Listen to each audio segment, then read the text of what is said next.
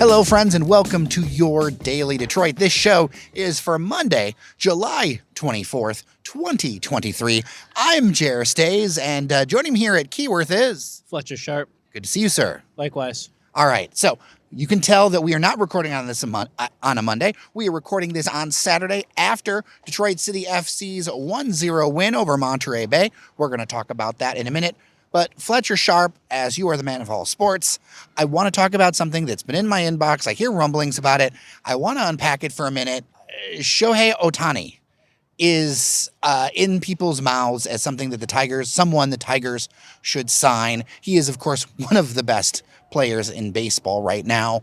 I want to talk about it because people are interested in it. He's going to be a free agent.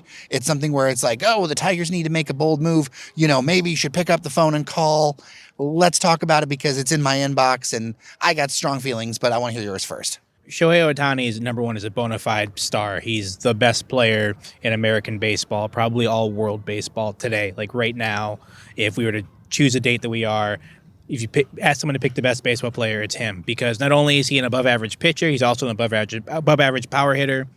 Strikes out a little bit too much for my liking, but like when you're hitting 30, 40, 50 home runs a season, like you can afford to strike out a bit more because the flip side is the ball is going very far into some other kid's glove.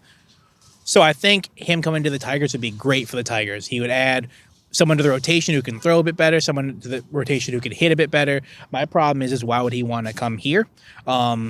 This is his first season he's been playing with the Angels, where they've actually been in playoff contention, where they actually might make the playoffs. Right now, they're kind of teetering in one of the play-in spots, but like they're there. They're in the playoff position for now. Might not make it because even with having someone like Mike Trout, there's a tweet that they keep talking about where it's like Shohei Ohtani did something that no baseball player's ever done before. Mike Trout hit 3 home runs, and the Angels lost 22-7, and it's because they just keep losing even with a star.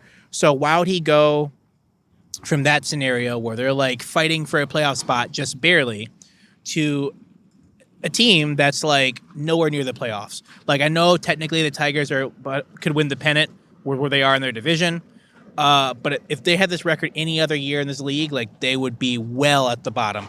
So I struggle to see why he'd want to come here. I see the reason why him coming here would be great. Marketability, put butts in seats. I'm sure he'd be playing a bit better. But just, yeah, I don't see why he would want to come to Detroit. So, yeah, I'm not really sure. See, for me, it's a different thing. I don't think we should go for him. I think you pick up the phone and you make the call, but you're going to blow a lot of money on this guy when you can fill out a lot more positions. And I just don't think – I think I'm all for this, like, trying to do something in our division with how bad it is. I'm all for it. But let's not tell ourselves that the Tigers are a good team yet or near the edge. I feel like you sign someone like Ohtani when you are 1 or 2 players away from and spend that kind of money to pull them away that you're going to have to do because you're right. Detroit just generally has to pay a premium to get players here across a number of sports. You pay that money when you are 1 or 2 slots away, and I don't think the Tigers are there yet. I think that money would be better spent actually developing out the team and rounding this team out. And then, you know what, when we start having a 500 record on the regular or, you know, are stronger, I feel like, and he won't be available, but that's the kind of time that you make a move like this. But also to that point, do you trust the front office to build out a team properly with the money that they have allotted for it? Or do you think that they should actually instead buy someone who they know is going to be a good player versus buying out a bunch of players and hoping that maybe this kind of fleshes itself out? I mean, I hear that argument, but like I'd feel a bit better if I knew the players they were getting would be like helpful, decent players and maybe not falling into the honey pit that they fell in last time when they signed the shortstop they have right now. I get it, but you got to have a little bit of faith in Scott Harris, right? I don't think he's terrible. It isn't Al Avila. I mean, no, he's not Al Avila, but like until I see free agent signings that you've brought in actually like come to way more fruition than they are right now, like I'm a little skeptical. But, you know, I mean, it's better. It's not Al Avila, so it could be better. But I also feel this could be the difference between, say, a Chris Ilitch and a Mike Ilitch. I feel like Mike Ilitch, if he decided that this is the guy he wanted, he would just go ahead and do it. I don't know if that's the case with Chris. I mean, you want someone who's kind of cautious in terms of like making sure they don't blow through a bunch of money, because that's how you go from being somewhat okay, somewhat bad to being very bad very quickly, and very bad very quickly for a long time, because you put a lot of money into players who maybe aren't helping in that way, and then you're stuck with them for long periods of time. So, I mean, I appreciate the cautiousness. If you're asking me to do it, I would say probably go for it just to get people in the seats and then maybe do something from there. But also I understand the flip side of like, well, it's a lot of money for one player. What if it doesn't pan out and then we have all this money sunk into one player? And also, again, to my main point is, why would he want to come here when he could have the same record in Los Angeles? Well, to be honest, Al Avila spent a bunch of money that got wasted, right? Like Al Avila had some terrible contracts. Oh, he really did. And like, even for some players that people liked, like they were locked into contracts for some time where it's like, well, I hope that they turn around next year and become better, because if they don't, we're just stuck with this player who's hitting, 210 and not getting on base, and that's just our offense at this point. So you could be hopeful. It's not Al Avila, but at the same time, I don't know. I'm for once not. I'm caught in between two very strong opinions. Well, if you've got something to add to the conversation, dailydetroit@gmail.com or 313-789-3211. We've got a voicemail set up for you. Now, before we talk about this Detroit City match, I want to remind people we are in the home stretch for the podcast awards. We need your nominations to have a chance at being in the finals. We're up against some national shows. I try not to overdo it with the promos, but I feel like we got to squawk our own horn a little bit because it's just so important.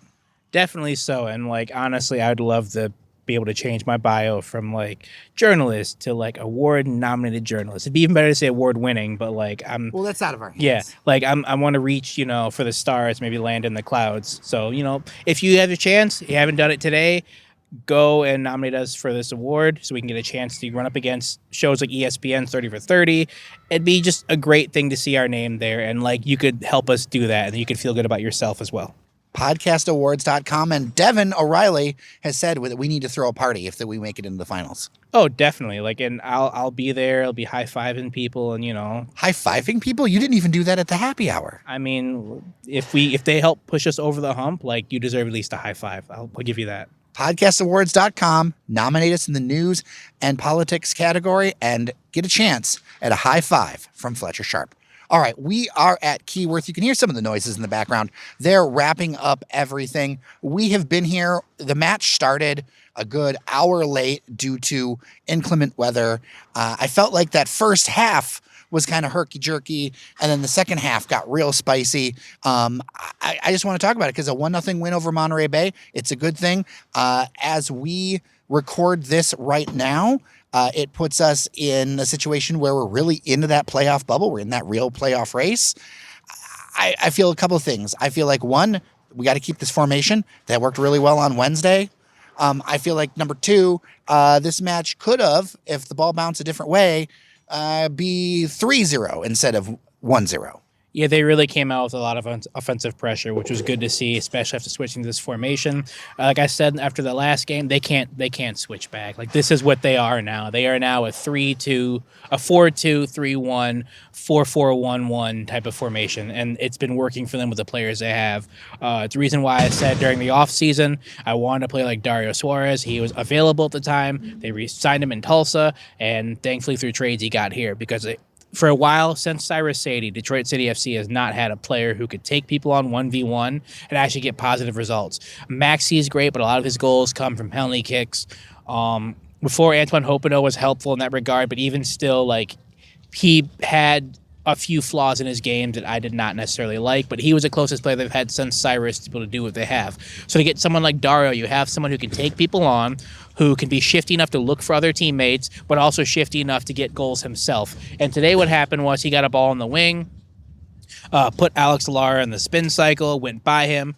I thought it was an actual goal by him because he was looking to shoot, watching the replays, but because it deflected off Lara into the net, they ruled it an own goal. And I think he got statistically robbed there. I'm just going to say it right there. Dario should have gotten that credit. Yeah, in my heart, it's a goal. If I had to do stats, I'd put it as a goal and I'd fight the league on it if need be. But like, to have a player like that, it's been great. Also today, Richie Ballard and Brett Levis played great on the wings. They allowed things to stay open. Richie Ballard was really silky on the ball. I understand why some people don't like watching him play, because at times he goes for the extra special pass, an extra special move, which sometimes means you miss the very basic things that are right in front of you. Like, there's a play today. He could have just played a very simple ball, could have led to a shot by Le Jope. He played a very fancy ball. The ball missed delay. It ended up being a turnover.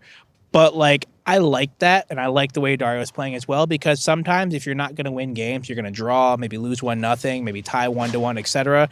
You want moments that make people say, I want to come back and watch that guy play. Number 26, number 92, whatever. Like, learning people's names is great, but the best thing that you can have as a kid leaving your field is, I want to play like number whatever, because at least they know what the player's number is, they know what he's doing, maybe they don't know the name, but they're learning. It's how you build fanship, in my opinion. So having players like Ballard and Dario on the wings, I think is great just optically, but also great on the field because they're getting positive results going forward now.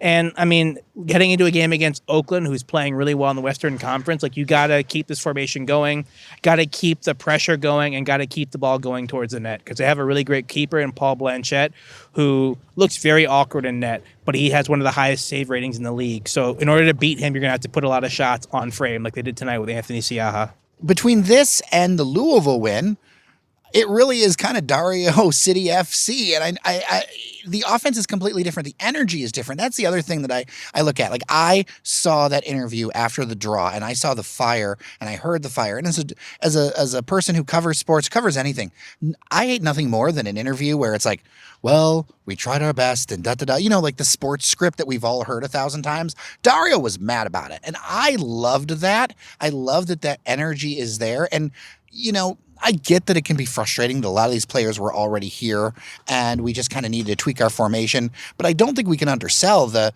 energy that he brings to the table, which has kind of been a catalyst to a bunch of other stuff. Oh, definitely. Like, I put out a tweet where I was like, the players were here before for the most part. And like, yeah, definitely Dario and even Brett to some degree adds a different formation and different mindset. But in the same vibes, like, the players who are mainly playing well off this energy were all here. Like, maybe Lay was out with an injury, so you couldn't really plug him in. But once he got healthy and went from there, like, the players to play this formation were all here.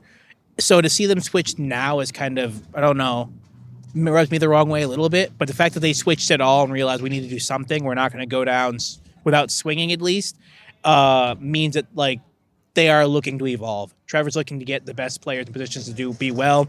And again, players like Richie Ballard and Reese Williams, who are playing well in the other formation, but not really playing as great as they could because they're playing a bit out of position. Reese, in my opinion, still is. These other players are now playing positions that are natural to them, and as a result, you get the best out of them. And the best, you could take the best player in the world. Take Lionel Messi, take Didier Drogba when he was healthy, take Emile Smith-Rowe from Arsenal. But you play them in the wrong positions, they're not the best. They're not as good as they can be because they're doing something they don't normally do. Richie Ballard was playing as a center forward or like as a wing back, and while he's a wing player, he's not a defensive one. So to put him somewhere where he's not going to succeed, kind of like they do with Cy Goddard, it's annoying because when they don't succeed, it's like, well, look at you, now you got to go to the bench. That's not really fair. It's like asking someone who is an accomplished basketball player, it's like, all right, now go lead a symphony. They don't know what they're doing. Oh, you're terrible at that. Get out of here.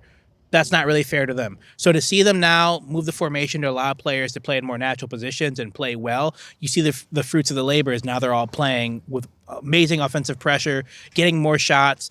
It's really weird to see people at Keyworth be upset that, you know, they're not putting the ball on the frame, whereas before they were just upset they weren't getting shots at all. One player that's evolved a ton in this is Ben Morris. Yeah, Ben Morris, I mean, today he had a chance to put a ball in the net against Anthony Siaha on a 1v1. He hit him in the kneecap, which is not great. But on these 1v1s that he's getting now, he's putting the ball on frame. Before, he was missing entirely, where you're like, what are you doing? At least putting the ball in frame means you're trying to take a shot. You'd like to see those go in the net, especially when it's a 1v1 like that. But, I mean, it makes the keeper think. It makes him think what's going to happen next time, what's going to happen next time. And part of being a keeper is thinking. If you make someone overthink, they make mistakes. So, I mean, yeah, he's been playing better. He's been playing better as a single forward, more so than just, you know, the strike partner. So you hope this continues going forward because honestly, he should probably have like 8 or 9 goals at this point. And if he keeps playing like this, maybe he'll catch up to that benchmark. So the next few games, in fact, the rest of the season, we really need to thread the needle because of that rough start to have a chance at the playoffs. I think it's really possible. We need to look at the matches ahead. There's 2 matches in the next 3 weeks. First up will be Oakland Roots, and then we'll have a bye week, and then we're back here at Keyworth for Charleston Battery. We'll talk about Battery in the future. They still are, you know, very much atop the Eastern Conference in a strong force. Oakland Roots, we've got a long trip to make. It's only for 1 game. We're not doing a West Coast swing. We're just heading out there. What's your plan? I mean, do you think like we head out there early, set up camp in Oakland, and try to get off of or try to get some good vibes and not have that jet lag in there? Or what would you do in this situation? What do we got to watch out for in Oakland? If it was fiscally possible, yes, do that, because a cross-country trip, I don't know if anyone's ever flown from the Midwest to California. You think even if you're going to like Denver or something, you think you're okay, and then you get off the plane and take a few steps. You're like, I'm fine. You go outside to go do one thing, and you're like, oh my God, like the 3 hours are hitting me. I am exhausted. So you don't want to have people like fly the day before and try to sort that out then. So maybe you fly out there a few days early, get a practice out there to get the sea legs out of you, then get adjusted to the heat, humidity, etc. that's going to be out there, then go from there. Because Oakland's like hot. Like it's hot and like not like Michigan humid. It's like hot and like the air just stays there. So I mean, some people like that. I don't. But I mean, you got to prepare for it. It's not just something you just show up there and say, let's go play. So yeah, I would get out there early, get the sea legs out of there, get ready to play, and get ready to play against a team that's really defensively sound. They have, again, I mentioned Paul Blanchett. They have Johnny Rodriguez, who's been playing for the Oakland since the NISA days. He actually scored a goal here against Detroit City in the NISA playoffs. So, like, yeah, they have some players. Lindo Mfeka, attacking mid, really quick on the ball, really decisive. They don't have Magnuson from last year, who scored a bunch of goals, who was on loan from Venezia, but they have a more solid, better team than last year, even though they had the one guy who scored a bunch of goals. Kind of like our point with Ohtani and the Tigers. They built out their roster with the money they got from Magnuson playing well, and now they built out to a much better team versus having a guy who's going to go in there and score a bunch of goals. So they're a bit more dangerous, in my opinion, because you don't know where the goals are going to come from. So they got to stay defensively sound, keep playing well the way they're playing, and go from there. Well, that's it from Keyworth. There's only a few people here left, including us, Fletcher. With that, I'm Jer Stays. And I'm Fletcher Sharp. Remember that you are somebody, and we'll see you around town.